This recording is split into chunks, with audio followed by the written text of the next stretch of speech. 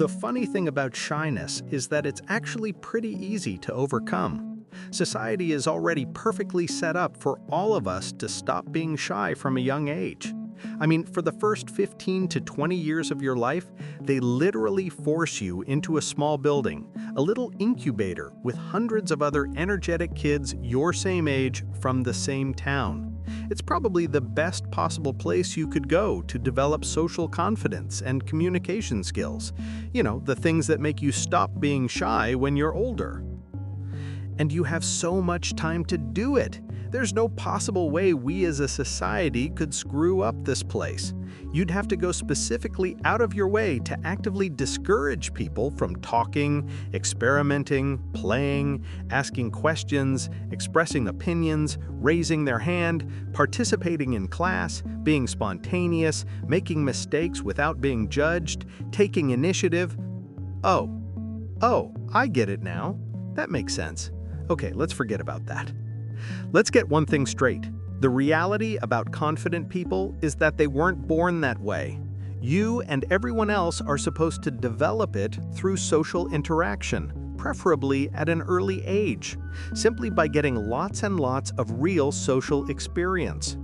And that's why the little kids who grow up to be the least shy are often the rule breakers, the ones who speak up, the jokers, the class clowns, and the most expressive people. Not because breaking rules and being annoying has anything to do with not being shy, but because those people, whether it's good or not, don't think much before deciding to say things and are willing to accept some punishment at school if it means they get to practice speaking authentically.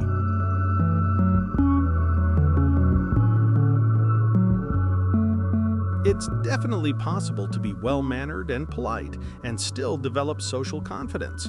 There are lots of people who do it, and for me at least, it's pretty easy to identify a person like that in real life because as soon as you meet them and have one or two interactions with them, not only do you like them, but you can feel how they use their social wizard tactics on you.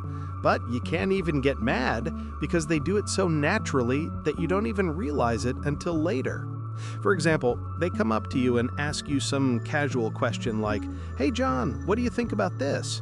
And you, of course, gladly respond without immediately realizing that 1. They said your name to make you feel important, 2. They smiled at you to make you feel appreciated, 3. They didn't ask just anyone, they asked you specifically to make you feel important, 4. They didn't say, "Does anyone know what they think about this?" They said, "What do you think about this?" to really emphasize that they value your specific opinion.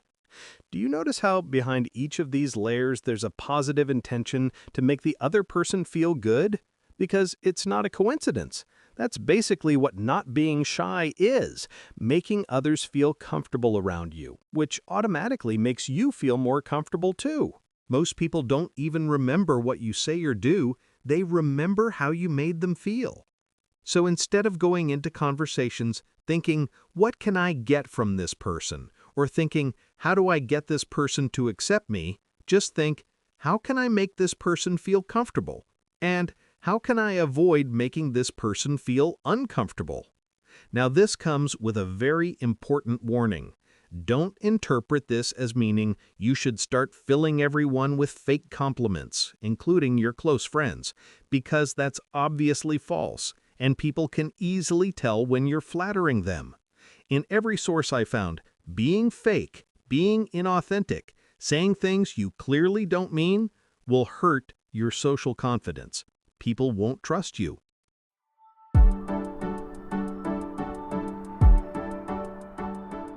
So here are my 6 tips. Number 1, give genuine compliments. You really don't have to try very hard to do this. Normally, if you observe people and listen to people enough, you'll notice something you genuinely like about them. It happens naturally all the time without you even trying. But the problem is that most people think of compliments and then get scared and keep them to themselves. You, on the other hand, just have to say them out loud. That's the only difference. That's all you have to do. Just take the compliments you're already thinking and say them out loud. Well, maybe not that one. Maybe not that one either. Okay, just forget I said anything. Number 2, learn to start small talk. This doesn't mean you have to be the life of the party, it just means not waiting for others to come talk to you. Shy people often wait for perfect signals or the perfect moment to speak, but the reality is that most conversations start with something completely mundane. How was your weekend? Have you seen that new movie? How's the traffic today? It doesn't have to be brilliant, it just has to be genuine. The trick is in the follow-up. Don't just ask the question and wait for their response to end. Really listen to what they say and ask more questions about it. Number 3. Practice eye contact. I know this sounds terrifying for shy people, but here's the secret.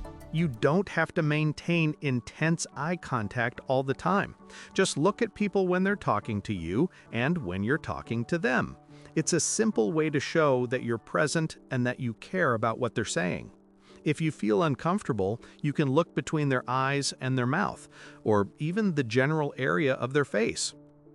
Number 4, accept that you're going to make mistakes. This is the most important part. Shy people often don't speak because they're afraid of saying something stupid. But here's the truth. We all say stupid things all the time. The difference is that confident people don't obsess over it. If you say something weird, just laugh and move on. Well, that sounded better in my head. People will actually respect you more for acknowledging it than for pretending it didn't happen.